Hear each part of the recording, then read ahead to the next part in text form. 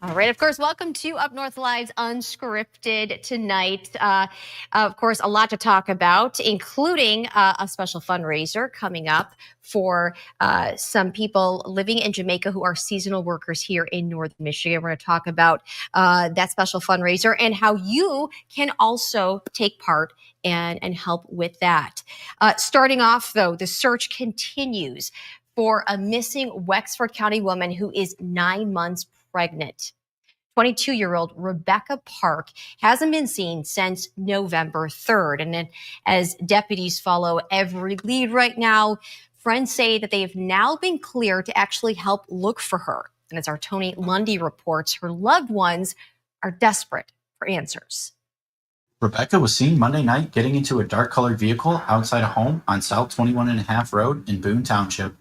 Her phone was found nearby on a 2-track road, but there's been no trace of Rebecca or her unborn baby since. Deputies say they believe Park received about $2,000 cash from family inheritance the day she vanished, money that can make it easier for her to avoid electronic tracking. Her friends, though, say she wasn't planning to leave. Not as far as I know on housing, but I do know that her and Richie were talking about getting married, and they were trying to figure out how to get that goal achieved along with buying their own house. Friends who have known Rebecca for years are now searching on their own, focusing on back roads and wooded areas near where she was last seen Monday. She helped me, and it ended up sending her into labor and going to Cadillac Hospital. We called to inform everybody, and her last phone call was her mom, Courtney, and she said, don't let her get into a vehicle. I'm on my way. She got into a van with Kimmy and Courtney and left. I haven't heard from her since. Deputies say Rebecca is not in any legal trouble. They just need to confirm she and her baby are safe. And that was Tony Lunding reporting. Again, everyone is allowed to keep searching as long as they don't trespass or interfere with the investigation, of course. But any information on the whereabouts, people are asked to contact the Wexford County Sheriff's Office. We are also continuing our coverage now on a story we told you about yesterday. Many Jamaicans picking up the pieces after Hurricane Melissa destroyed the island country. The Category 5 storm prevented many of Northern Michigan's seasonal workers from being able to go home. And now we're learning of a fundraiser started by a couple who spends every summer in Leelanau County. To talk a little bit more about this fundraiser, John Hudspeth, a fundraiser organizer, joining us now. John, first of all, thank you for being here. Tell us a little bit about these initiatives. You've already raised over $42,000. Yes, thank you for having me on, by the way. I appreciate it very much to help spread the word. Yes, we've raised around $43,000 as of right now to help the Jamaican family members that we call from the homestead after this devastating hurricane. We actually spoke to a couple of them today. They're without electricity, they're without water, and they're just trying to get by, day to day right now. So as we build the fund, we want to help them restore their homes, restore their lives, and get somewhat of semblance of order back to them. And there are 30 seasonal workers, I should say, at the homestead from Jamaica. I think there's over 38 that do various jobs throughout the homestead. And John, these workers, they leave their families for 6 months at a time when they come to Northern Michigan. Yes, they leave in May, and they usually leave to go back home around the end of October, early November. And of course, many of them were scheduled for the exact day the hurricane hit. So they ended up being delayed well over a week. Some, I think, are still trying to get home. But they come up here, and I have such admiration for them to be able to leave their families for that period of time to try to earn a better living up here than they could do at home to support their family. Many of them have children, and you know how hard that must be to leave your family for 6 months. And many of them have done it for many, many years. And it's very nice of the homestead that they employ them. And, they're normally jobs that they're not taking away jobs from people in the local area because many of them can't do a lot of these jobs or don't want to. So, and they have a big family, a network of friends that come up to the homestead every year. All the weddings that they have at the homestead, people coming back year after year get to know them, and they're just terrific people to be around. Always joyful. Oh, go ahead. I was going to say they're almost family to you, I'm sure, because you have gotten to know them. Yes, we try to take care of them, have fun with them, help them out where we can. We store their car in our garage when they're gone for the winter.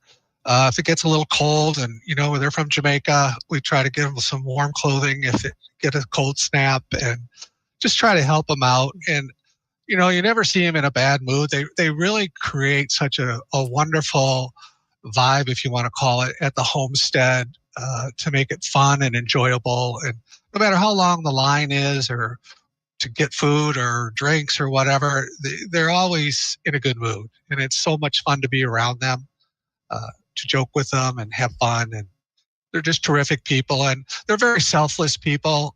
Just to give you a couple examples, I talked to a couple of them separate, and they send home crates or containers. Most of their earnings go to send clothing and food back home ahead of their arrival back home. And they don't know where these containers are right now, and they could be destroyed.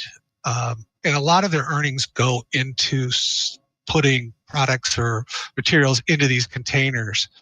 And one of the gentlemen, Godfrey, said, when I get home, if my container's there, first thing I'm going to do is get out the rice and beans and start feeding other people that are starving or having a hard time eating right now. And another woman, Marcia, said, when I get home, separately, she said this, when I get home, if there's clothes in my house still, I will give it to all the people that need clothes. So that's the kind of people they are, thinking of others before themselves a lot of times. Selfless, thinking of others, like you were saying. And yes, very much so. Where does the money specifically go that you're trying to raise? How is this aiming to help them, if they do plan to go back to Jamaica? Most of them are back, and we're in contact with them almost daily through WhatsApp or something like that. And we're waiting to hear what they need. Okay.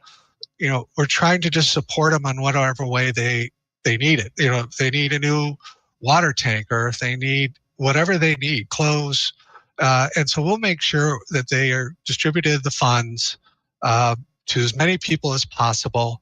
Not all of them were hit the same. There's a majority of them do live on the western end, which was a direct hit. But the eastern side of the island didn't get as much damage. So, we want to disperse the funds fairly and help those that we can the most, that need it the most. Do you have a goal in mind of how much you would like to raise with this fundraiser? Yes, I'd like to get to $100,000 because there's 30 people, and if you divide that among 30, it doesn't go real far for each one of them when you're considering some of the damage that they have. So as much as we possibly can raise is the goal, because it's going to go on for a long time. Mm-hmm.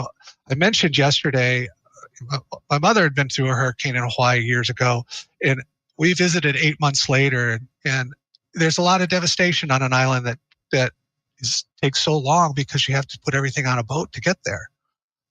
So it's in the news for a few days when it happens, and then if you're not involved, a lot of people forget. Right. But it's going to take months and years to rebuild this island.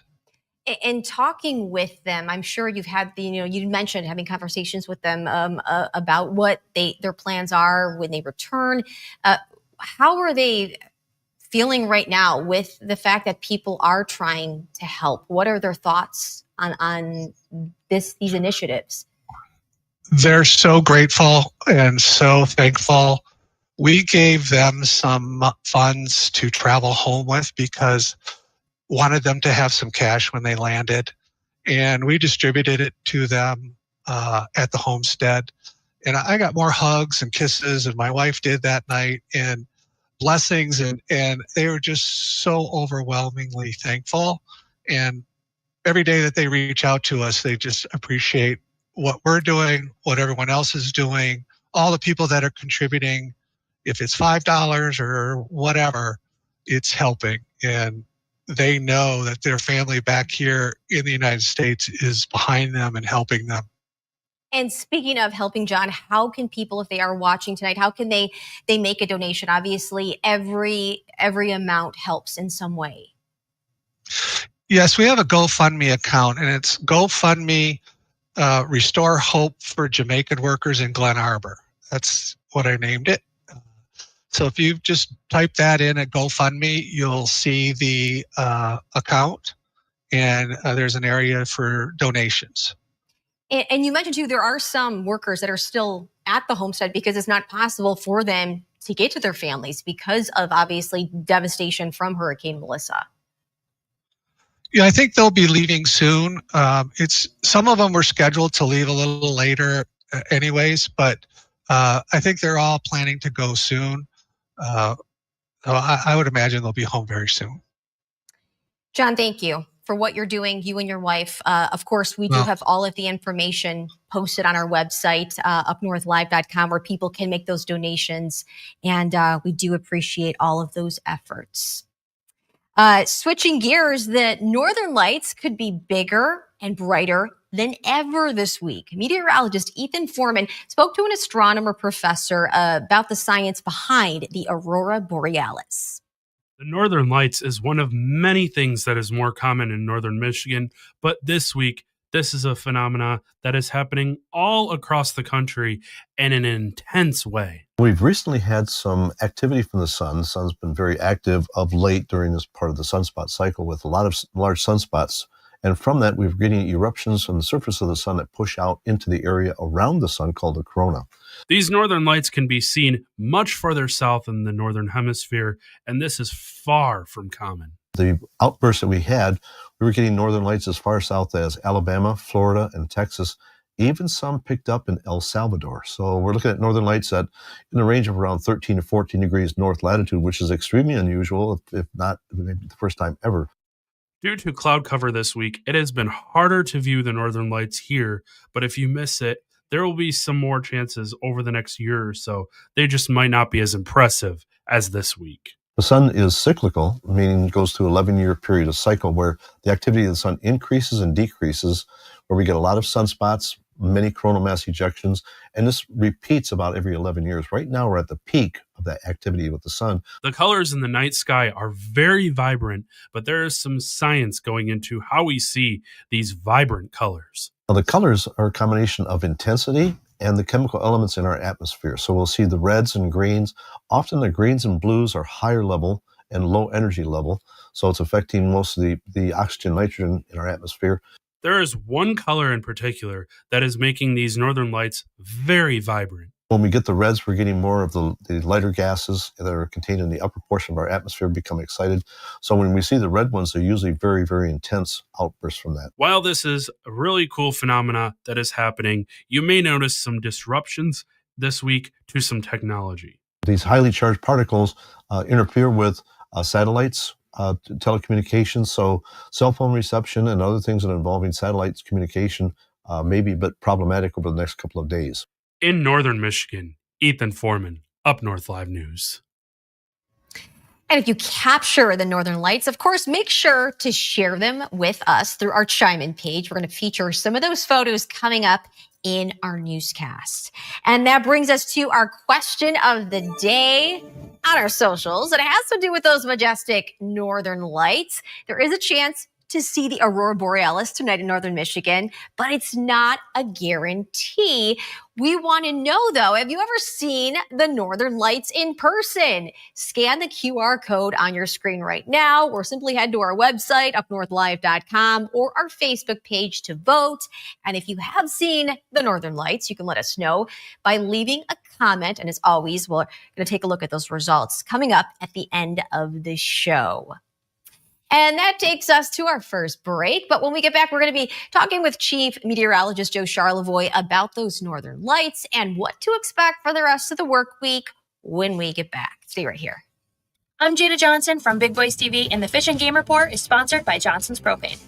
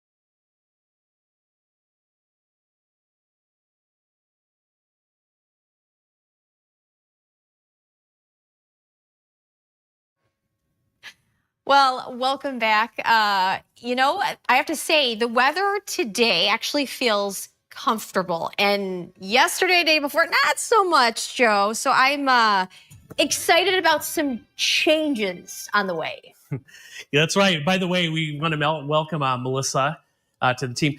Melissa and I go way back. We worked together like 11 years, right? Something like that? It was almost a decade. We did mornings, yeah. Melissa and I did mornings on NBC. And anyway, she's back, and it's like old times again, talking weather. And I know. I'm like, where's the coffee? That's what I'm thinking. But I'm like, okay, wait, no, I don't need caffeine this time of the night. But yeah. Yeah, I think it was like 2010 to 2018. We were on the morning show here together. So yes, it was. Good to see you. Thanks, Joe. I mean, we've been in touch since, but yeah. Yes. Well, yeah, you're right. The weather wasn't bad today. There's a lot of melting actually coming off some of the rooftops and stuff, things like that. We mentioned Ethan's package or story earlier on the Northern Lights. Here's the thing. Our area, there's a lot of cloud cover still. It's possible that you could see them tonight, but you're going to have to kind of head south. Our northern areas are kind of socked in. We've even had some rain and some snow right here. So, if you're in Sault Ste. Marie, not looking the best to see the Northern Lights tonight. Sheboygan, Newberry, Petoskey, even down toward Traverse City, you're on the edge of the cloud cover there. But then we're going to drop a little bit further south down here, and skies are pretty clear around Big Rapids and Ludington. So the southern, I'd say, quarter of our viewing area is where skies are somewhat clear, and it should hold that way through the night tonight. Here's what's going on. Low pressure is well east of us up in Quebec tonight, but behind that we have a chilly northwest wind crossing the Great Lakes, and that's leading to some of the lake effect rain and snow showers to the north. We'll show you that here. So tonight and tomorrow, if you take Gaylord and you go north or east of there, that's where you're more liable to get a few showers. These will start tapering off later tomorrow. Our southern areas will be mainly sunny tomorrow afternoon. Nice day. And then you can see what happens. The sunshine later Thursday, and we're going to see a really nice day coming up for Friday as well. There's Friday afternoon, right at 2 o'clock, 2:30. And then watch Saturday. We cloud back over, and then here's some rain. Yeah, that's the kind of the middle of the day on Saturday, which is the opening day of firearm deer season. All right, here's a look at snowfall for the next week and a half. Yep, let's look. Not much, at least for our area. I mean, a little bit if we do see that mainly on Sunday. And there's a look at a nice day Friday, sunshine. Enjoy that, Melissa. But yeah, as we get into the weekend, we're going to cloud up. A little rain Saturday, a few snow showers on Sunday. I would like to see those yellow sunshines in the 7-day, Joe. I'll try to put as many in as I can. Just put them in. It just depends what the weather is going to be. Okay. All right. Yes. And coming up in sports, we're going to check in with sports director Harrison Beebe about some big news with Michigan State. That's all coming up after the break.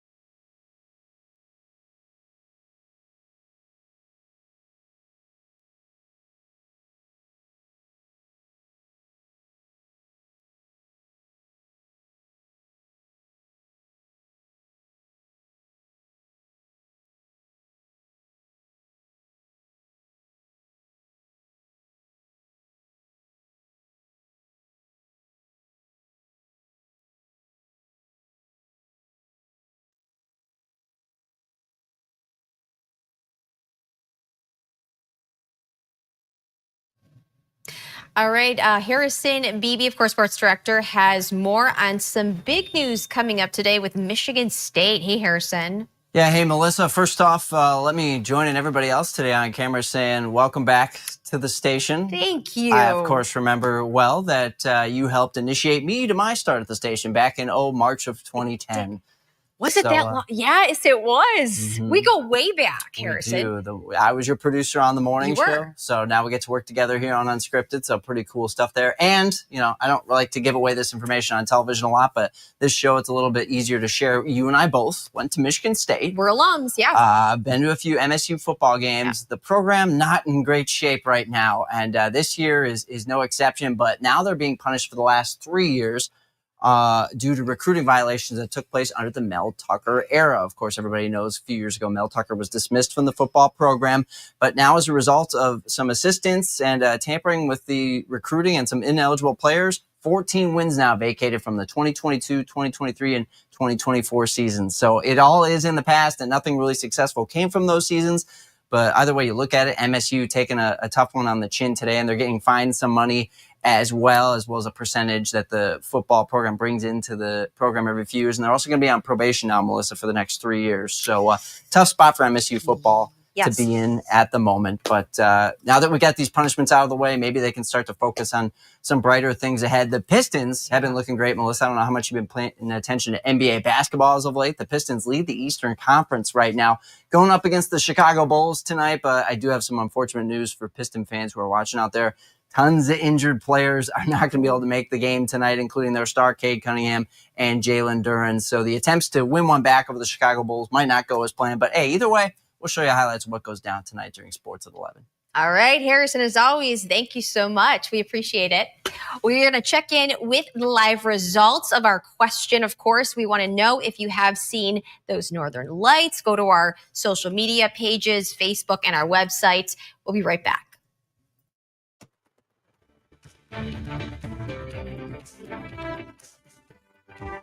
Salon services are furnished by Epiphany Advanced Academy in East Acme.